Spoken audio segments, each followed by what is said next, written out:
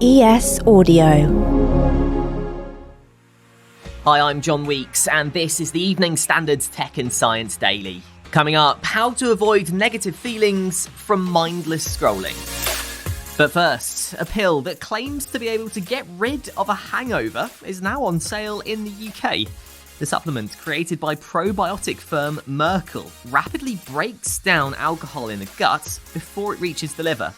You have to take 2 pills about half an hour before drinking for them to be effective, and the tablets can break down alcohol in the body for up to 12 hours. The CEO of Myrkl has stressed that it would help moderate drinkers rather than those planning to get drunk. The British Army says an investigation is underway after its YouTube and Twitter accounts were hacked.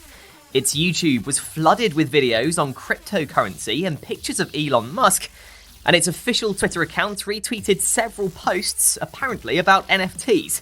At one point, the name of the Twitter account was changed to Bapes Clan, and the profile picture was an ape-like cartoon with clown makeup on.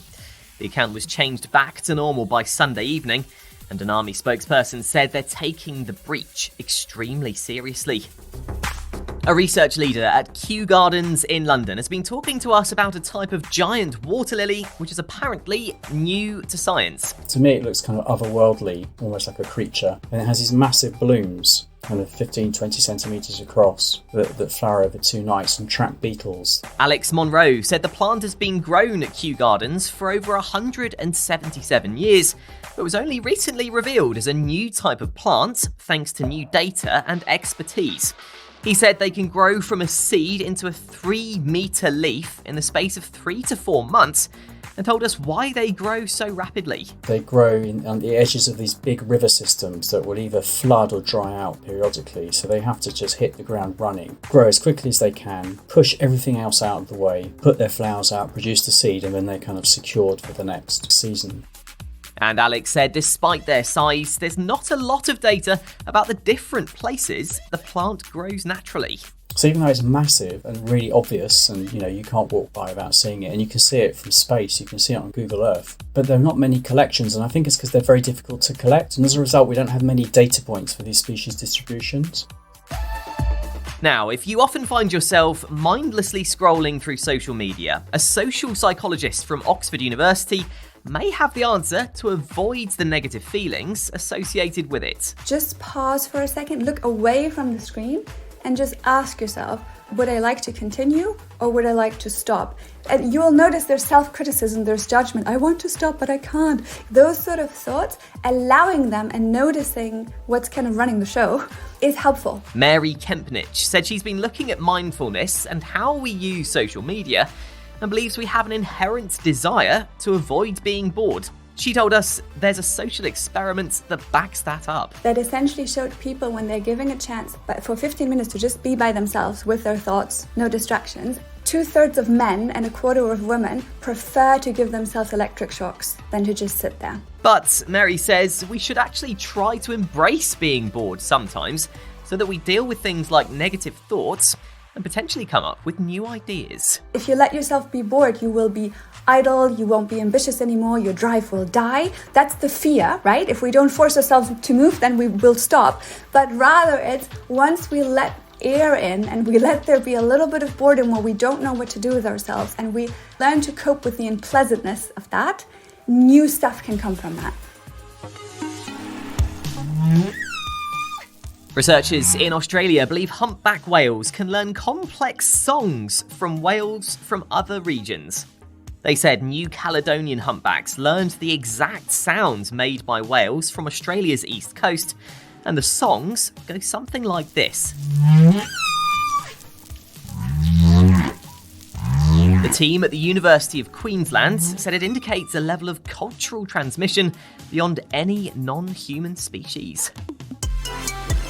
And staying by the coast, it looks like tidal power is getting more support.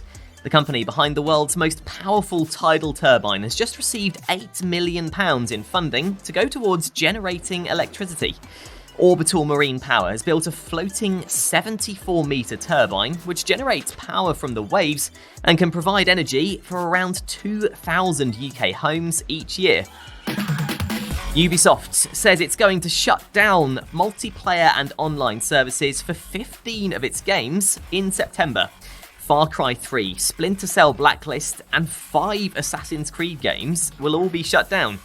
The game developer said it's closing the online services of older games so it can focus on delivering great experiences for its newer titles. Let's go to the ads now. Stay there though to find out what gentle minions are and why they're filling up our cinemas. Why not hit follow and give us a rating in the meantime?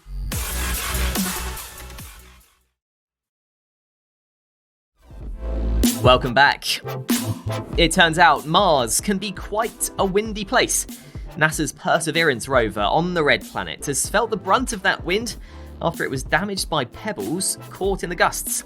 Parts of the rover's weather station were damaged in the higher than expected winds, knocking out sensors for things like humidity, radiation, and air temperature.